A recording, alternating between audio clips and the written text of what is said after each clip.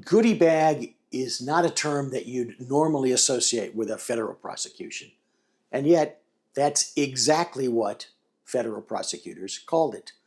On September 23, 2025, a federal court sentenced Pennsylvania pain physician Neil K. Anand, MD, to 14 years in prison for healthcare fraud, wire fraud, unlawful distribution of controlled substances, and money laundering.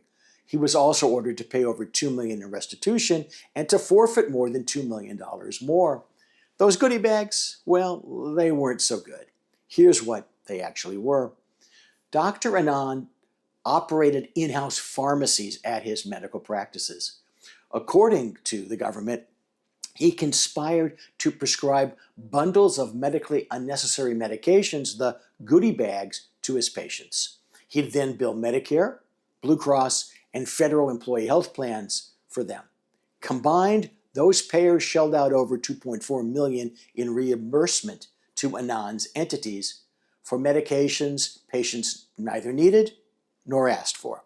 So why did patients accept the goodie bags? Because accepting a goodie bag was effectively the price of the prescription they actually wanted, a prescription for oxycodone.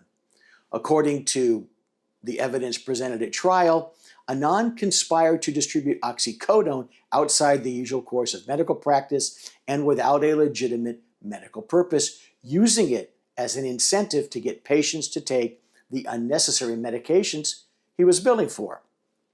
That combination, opioid distribution plus fraudulent billing, already makes for a serious federal case.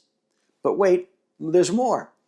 Anand had unlicensed medical interns write controlled substance prescriptions on blank, pre-signed forms he'd provided. Those forms were then used to prescribe 20,850 oxy tablets to 9 different patients. And when Anand learned he was under investigation, he transferred approximately $1.2 million in fraud proceeds into an account in a relative's name for the benefit of a minor family member. That last step, of course, added money laundering to an already considerable list of charges. There are several lessons here for you. On the opioid prescribing side, controlled substances, pre-signed blank prescriptions, and unlicensed staff are a combination that ends careers and, as for Anand, freedom. On the billing side, bundling medically unnecessary items into treatment as a condition of receiving something else is not some form of creative practice management. It's fraud.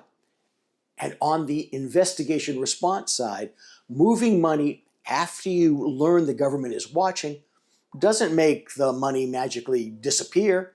It just adds counts to the eventual charges. Of course, Dr. Anand will have 14 years of time in prison to think about these lessons. I know that you don't need that much time because, well, you're much smarter than he is. Stay tuned.